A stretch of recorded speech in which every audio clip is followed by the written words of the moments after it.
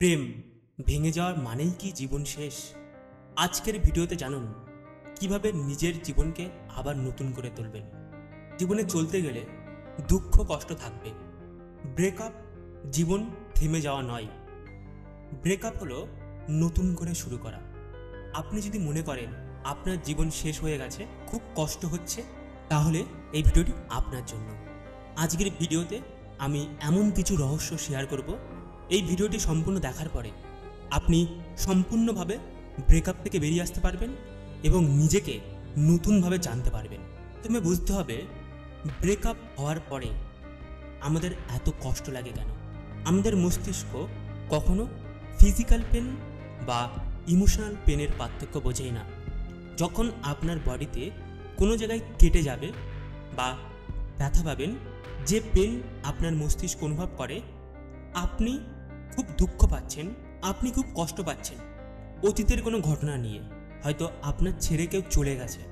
আমাদের মস্তিষ্ক একই ব্যথা অনুভব করতে পারে। শরীরের ব্যথার জন্য অনেক ওষুধ পাওয়া যায় বাইরে, কিন্তু মেন্টাল পেন অর্থাৎ এই ইমোশন পেনের জন্য বাইরে কোনো ওষুধ পাওয়া যায় না। তো সবচাইতে ক্ষতি হয় কখন? যখন আপনি কাউকে চান কিন্তু সেই ব্যক্তিকে আপনাকে রিজেক্ট করে। এই রিজেকশনটাই সবচাইতে ক্ষতিকর এবং অনেক ব্যক্তি এই সমস্যা থেকে বেরিয়ে আসতে পারেই না। আপনি হয়তো কাউকে খুব ভালোবাসেন এবং সেই ব্যক্তিটা আপনাকে চায় না। প্রত্যেকটা সম্পর্ক শেষ হওয়ার জন্য 3 নম্বর ব্যক্তি যথেষ্ট। আপনি হয়তো দেখছেন যাকে আপনি ভালোবাসেন সে অন্য কারোর হাত ধরে ঘুরছে, বা আপনি যাকে চান সে আপনাকে রিজেক্ট করেছে এবং এই কষ্টটা আপনি কখনো মানতেই পারছেন না।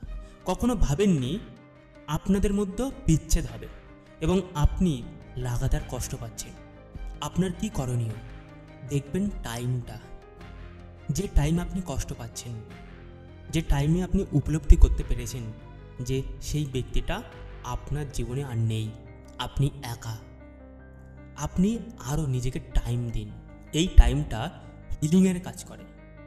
1 দিন, 1 সপ্তাহ, ইভেন 1 মাস।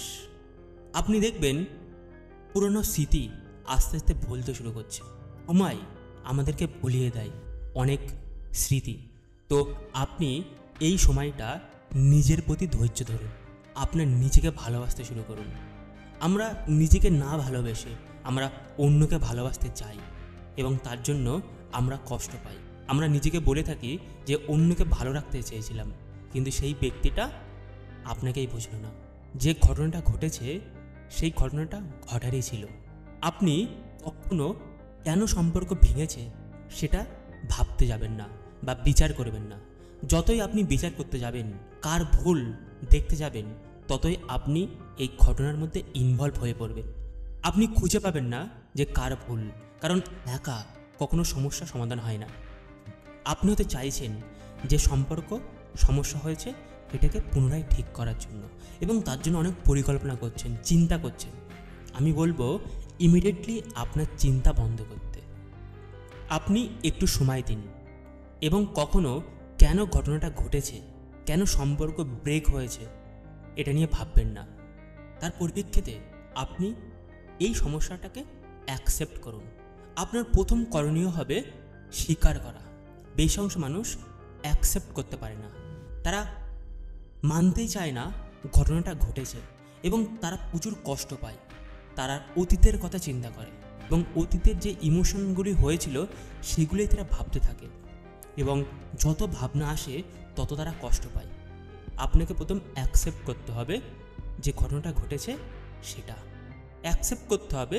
সেই ব্যক্তিটা, আপনার যেরকম সিদ্ধান্ত নেওয়ার ক্ষমতা আছে সেই ব্যক্তিটারও তো সিদ্ধান্ত নেওয়ার ক্ষমতা আছে। সেই ব্যক্তিটার জীবন, সে যদি চায় তাহলে সে ছাড়তে পারে, আপনি চাইলেও তো ছাড়তে পারেন। সেই ব্যক্তির সিদ্ধান্তকে রেসপেক্ট করতে হবে। ভালোবাসা মানে কি সেটা প্রথমে বুঝতে হবে। ভালোবাসা মানে কাউকে জয় করা নয়, ভালোবাসা মানে সমর্পণ করা। ভালোবাসা মানে যাকে আপনি ভালোবাসেন তাকে স্বাধীনতা দেওয়া। সে যদি যেতে চায় তাকে নির্দ্বিধায় যেতে দিতে হবে। সে চায় তার জীবনে সুখে থাকুক। আচ্ছা, আপনি কি চান? আপনি যাকে ভালোবাসেন তার সুখটা তো চান, সে অন্য কারোর জীবনে গিয়ে সুখে থাকে, তাহলে সেখানে আপনার কিসের ক্ষতি আছে? আপনি তো এটাই চেয়েছিলেন। আপনি রাস্তা দিয়ে যাচ্ছেন, যেতে যেতে একটা ফুল দেখতে পেলেন। ফুলটা খুব সুন্দর ফুটে আছে, ওখান থেকে সুন্দর গন্ধ পাচ্ছেন। আপনি ওই ফুলটা দেখে আকর্ষণ হলেন এবং ভাবলেন আমি এই ফুলটাকে ভালোবাসবো। সঙ্গে সঙ্গে আপনি ফুলটাকে ছিঁড়ে আপনার পকেটে রাখলেন। যখনই আপনি ছিঁড়ে ফুলটাকে পকেটের মধ্যে রাখলেন, তখনই ফুলটা মারা গেল। আপনি বাড়ি গিয়ে ফুলটাকে অনেক আদর করছেন, জল দিচ্ছেন, কিছুদিনের মধ্যে ফুলটা শুকিয়ে যাবে। আপনি যদি সত্যি ফুলটাকে ভালোবেসে থাকেন, তাহলে ওখানেই রেখে দেবেন, অর্থাৎ ওই গাছেরতে যেখানে ভালো আছে। ঠিক তেমনি আপনি যাকে ভালোবাসছেন, হয়তো তার সঙ্গে বেশ কিছু দিন, বেশ কিছু মাস কাটিয়েছেন, তারপরে ব্রেকআপ হয়ে গেছে। আপনি চাইছেন তাকে পুনরায় আপনার জীবনে ফিরিয়ে আনা, তার জন্য অনেক পরিকল্পনা করছেন, বুদ্ধি খাটাচ্ছেন, কিন্তু তাকে ছেড়ে দিন, তাকে স্বাগতম জানান। সে অন্য জীবনে গেছে, সেই জীবনটা উপলব্ধি করুক। আপনার সম্পর্ক যদি সত্যি পিওর থাকে, তাহলে সে হয়তো ফিরে আসবে আপনার জীবনে। আপনি তার জন্য কোনো রিভেঞ্জ করবেন না, তাকে এমন কথা বলবেন না আপনার জন্য যে ভালোবাসাটা ছিল সেটা যেন মারা যাক। আপনি কি করতে পারেন? আপনি হয়তো খুব কষ্ট পাচ্ছেন, আপনি লাগাতার তার ফটো দেখছেন এবং তার কথা মনে করছেন। আপনার এক্ষুনি কাজ হবে তার সমস্ত ফটোগুলিকে ডিলিট করা, তাকে ব্লক করা এবং তার আগামী 1 মাস যেন তার সাথে কোনো সম্পর্ক না রাখা। আপনি এখন কি করতে পারেন? আপনি দেখবেন আপনার মধ্যে একরকম এনার্জি চলছে। এটাই হলো সব। আমরা 2 ধরনের এনার্জি পাই। একটা এনার্জি কোনো কিছু করে দেখানো, আপনার জীবনে তো কোনো লক্ষ্য আছে, সেই লক্ষ্য নিয়ে কাজ করা, এটা একরকম এনার্জি। কিন্তু তার থেকে আরও বেশি পাওয়ারফুল এনার্জি হলো আপনার ব্রেকআপ হয়েছে এবং এই এনার্জিটা সব কিছু করতে পারে। আপনি আপনার জীবন পরিবর্তন করতে পারে। এই এনার্জি দিয়ে আপনি নিজেকে ধ্বংস করতে পারেন বা নিজেকে গড়তে পারেন। এখন হলো গড়ার টাইম। আপনি নিজেকে গড়ুন, নিজেকে এমনভাবে তৈরি করুন যাতে আগামী জীবনটা অসাধারণ হয়ে উঠতে পারে। একটা ব্যক্তিতে চলে গেছে, ওই ব্যক্তি হয়তো আপনার জীবনের অনেক গুরুত্বপূর্ণ ভূমিকা ছিল, কিন্তু তার থেকেও আরও গুরুত্বপূর্ণ ভূমিকা হচ্ছে আপনি। আপনি দেখুন এখন আপনার কী কী আছে, আপনি লিখুন। আপনি দেখবেন এখনও অনেক কিছু বাকি আছে যেগুলি আপনি ভালোবাসেন। আপনার ফ্যামিলি মেম্বার, আপনার হতে পারে একটা গাড়ি আছে, আপনার হতে পারে একটা সুন্দর বাড়ি আছে, আপনার একটা কর্ম আছে, বা যা যা আছে আপনি যাদেরকে ভালোবাসছেন সেগুলি লিখুন। আপনি দেখবেন সেই ব্যক্তিটা হয়তো গুরুত্বপূর্ণ ছিল, কিন্তু আপনার জীবন ছিল না। হয়তো জীবনের একটা ছোট্ট অংশ ছিল, একটা অংশ মারা গেছে, একটা গাছের ডাল মারা গেছে, তার জন্য কি সমগ্র গাছটাকে আমি মারতে পারি না? আপনি হয়তো ভালো করে বুঝতে পারছেন যে ঘটনাটা ঘটেছে এটা ঘটেরই ছিল। প্রত্যেকটা মানুষের জীবনে একবার না একবার ব্রেকআপ হয় এবং এই ব্রেকআপ থেকেই তারা উঠে দাঁড়াতে শেখে। আপনি নিজেকে এমন তৈরি করুন যাতে মানুষ আপনার প্রতি অ্যাট্রাক্টেড হয়, মানুষ আপনাকে পেতে চায়। আপনি যখনই কাউকে পেতে চাইছেন তখনই সে পালাবে, কারণ মানুষ বাঁধতে চায় না। আপনি যাকে বাঁধতে চাইছেন সে বাঁধতে চাইবে না। প্রত্যেকটা মানুষ স্বাধীনতা পছন্দ করে। আপনি নিজেকেও স্বাধীনতা পছন্দ করতে চান, তাই নয় কি? তো আপনি স্বাধীন হয়ে উঠুন। যে মানুষটা গেছে তার প্রতি আপনি দয়াবান হন, কারণ সে আপনাকে অনেক কিছু শিখিয়েছে। সে যদি আপনাকে অনেক কষ্ট দিয়ে থাকে তাহলে আপনি তাকে ক্ষমা করে দিন। এই ক্ষমাটাই হলো আসল গ্র্যাটিটিউড জানানো। তার প্রতি আরও রেসপেক্ট হয়ে যান। তাহলে দেখবেন আপনি যে ব্যক্তিটা হয়তো 1 সপ্তাহ কষ্ট পাচ্ছেন, যে ইমোশনটাই আসছে আপনার মধ্যে সেটাকে দেখুন, ডিটাচ হইতে বসে দেখুন যে কোন ইমোশনটা আসছে। খুব খারাপ লাগছে, এটাকেই দেখুন। এটা নিয়ে পালাবেন না, পালালে আরও বেশি আসবে। কিছু বছর আগে আমেরিকাতে একটা রিসার্চ হয়েছিল, সেখানে বলেছিল আমরা অতীত নিয়ে বেশি চিন্তা করি ভবিষ্যতের থেকে, এবং কোন চিন্তা করছি? রিপিটেড চিন্তা, অর্থাৎ যে চিন্তাটা আমরা করছি পরের দিন সেই চিন্তাটাই করি। অর্থাৎ আপনি যদি সেই ব্যক্তিটার কথা ভাবেন প্রত্যেক দিন, তাহলে এটা পসিবিলিটি আছে সেই ব্যক্তিটা আপনি কখনো ভুলতে পারবেন না। আপনি কি কাজ করতে পারেন? আপনার লাইফে নতুন একটা রুটিন তৈরি করুন। আপনি গোল নিয়ে ভাবুন, আপনার জীবনের লক্ষ্য নিয়ে ভাবুন, কী কী কাজ আপনি করতে পারেন।